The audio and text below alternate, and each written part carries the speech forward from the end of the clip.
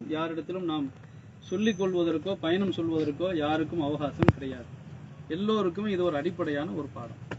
அப்ப நாம் இது போன்ற ஜனாசாக்களில் கலந்து கொள்கிறோம் என்றால் ஏதோ ஜனாசாவில் கலந்துக்கிட்டோம் என்று இருப்பதை விட நாளை நாமும் இப்படித்தான் அடக்கம் செய்யப்பட்டு தனியாக விடப்பட்டு விடுவோம் என்கிற அந்த சிந்தனை நமக்கு ஏற்பட வேண்டும்.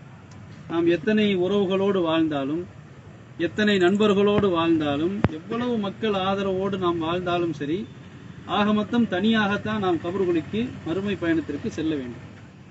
அப்போ எதற்காக நாம் இந்த உலகத்திற்கு வந்தோம், எதற்காக நமக்கு ஆயுள் வழங்கப்பட்டிருக்கிறது, ஏன் கபருக்கு நாம் செல்கிறோம்? பல அண்ணன் தம்பிகளோட நம்ம பிறந்திருக்கிறோம், 4 பேர் 5 பேர் அக்கா தங்கையோட பிறந்திருக்கிறோம். ஆனா தனியாகத்தானே போறோம். அப்ப எதுக்கு நம்ம ஆயுள் கொடுத்தான்ல? இதைத்தான் நாம் யோசிக்க வேண்டும். அல்லாஹ் ரப்பல் ஆலமீன் நமக்கு இந்த உலகத்தில் வாழ்வதற்கான வாய்ப்பை தந்ததற்கு காரணம் மறுமை என்கிற வாழ்க்கை. அதற்கு நீங்கள் இந்த உலகத்தில் உங்களை தயார்படுத்திக் கொள்ளுங்கள். இதற்கு தான் அல்லாஹ் நம் ஒருவருக்கும் இந்த ஆயுளை வாழ்நாளை தந்திருக்கிறார். இப்ப எப்படி வாழ வேண்டும்? அல்லாவிற்காக வாழ வேண்டும். ரசூல் சொல்லி தந்த அந்த அடிப்படையில் வாழ வேண்டும். இது மட்டும்தான் அடிப்படை. இந்த உலகத்தில் வாழுகிற காலத்தில் எதை செய்தாலும் அல்லது எதை செய்யாமல் விட்டாலும் அல்லாவின் திருப்தி இருக்கிறதா, அதிருப்தி இருக்கிறதா, இந்த ஒரு பார்வை மட்டும் இருக்க வேண்டும். அல்லாவிற்காகத்தான் எல்லா செயலையும் செய்ய வேண்டும்.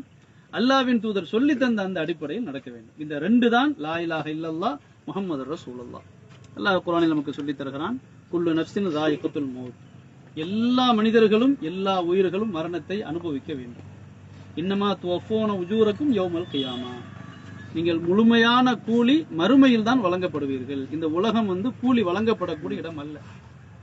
முழுமையான நிறைவான கூலி மறுமையில் தான் உங்களுக்கு வழங்கப்படும். யார் நரகிலிருந்து காப்பாற்றப்பட்டு சொர்க்கத்திற்கு அவர் சென்று விடுகிறாரோ அவர்தான் ஃபக்கது ஃபாஸ், உண்மையாக வெற்றி அடைந்தார்.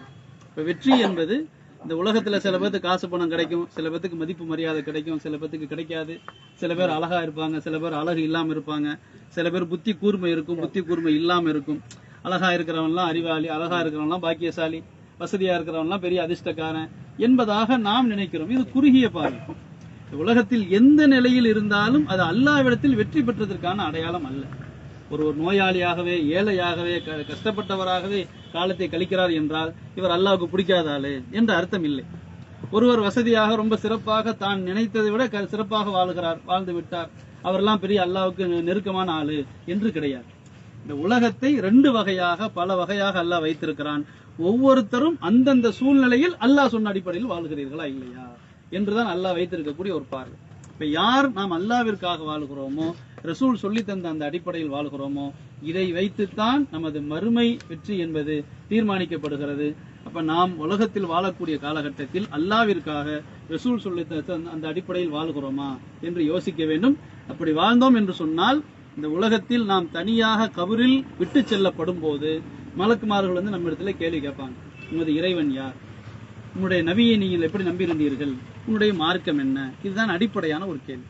இந்த கேள்விக்கு யார் உலகத்தில் வாழ்ந்தார்களோ அல்லாஹ் ரசூல் சொல்லி தந்த அந்த அடிப்படையில் அவர்கள் பதிலளிப்பார்கள் என்று அல்லாஹ்வின் தூதர் சொல்லி தராங்க. அப்ப நாம் ஜனாசாவிற்கு வந்திருக்கக்கூடிய நாம் கவனத்தில் வைக்க வேண்டியது, நாம் அப்படி நமது வாழ்க்கை முறையை அமைத்துக் கொண்டிருக்கிறோமா? இருந்தது என்றால் அதை மேலும் சிறப்பாக அமைத்துக் கொள்ள வேண்டும். இல்லை என்று சொன்னால் அந்த நிலைக்கு நாம் வர வேண்டும். சரியாக அமைத்துக் கொள்வதற்கு நாம் முயற்சிக்க வேண்டும். இதுதான் நாம் வந்திருக்கக்கூடிய நமக்கான அடிப்படையான ஒரு பாடம். 2வதாக அல்லாஹ்வின் தூதர் சொல்லி தருவார்கள், இப்போது நம்ம ஜனாசாவை அடக்கம் பண்ணிட்டு கபருடைய வளாகத்தை விட்டு வெளியே கூட போயிருக்க மாட்டோம், மலக்குமார்கள் வந்துருவாங்க. அவருக்கு ரூஹு வழங்கப்பட்டு அடிப்படையான கேள்விகள் கேட்கப்படும். நான் முதல்ல சொன்ன மாதிரி அந்த கேள்விகள் கேட்கப்படும். இந்த நேரத்தில் விசாரணை எதிர்கொள்ளவிருப்பதால் அவர்களுக்காக நீங்கள் மன உறுதிப்பாட்டை அல்லாஹ்விடத்தில் கேளுங்கள் என்று அல்லாஹ்வின் தூதர் சொல்லி தராங்க. அதாவது தனியா நம்ம இருக்கிறோம், படைச்சவன்ட தான் வந்திருக்கிறோம், என் ரப்பு எனக்கு அருள் செய்வான் அப்படிங்கிற அந்த மாதிரியான ஒரு மன ஆறுதலை, மன தைரியத்தை அல்லாஹ் அவர்களுக்கு வழங்க வேண்டும் என்பதாக கேட்க வேண்டும் என்று அல்லாஹ்வின் தூதர் சொல்லி தந்திருக்கிறார்கள். ஆகவே அந்த அடிப்படையில மரணித்த அந்த சகோதரருக்கு அல்லாஹ் ரஹமத்தை வழங்க வேண்டும், பாவங்களை மன்னிக்க வேண்டும், கபருடைய அந்த கேள்வி கணக்கை எளிதாக அமைத்து அவருக்கு மறுமை பாக்கியத்தை, சொர்க்கத்தை அவருக்கு தர வேண்டும். மிக குறிப்பாக அல்லாஹ் மன உறுதிப்பாட்டை தர வேண்டும் என்பதாக நாம் சிறிது நேரம் துஆ செய்து கலைந்து செல்வோம். வாஹிர் தாவானா அல்ஹம்துலில்லாஹ்.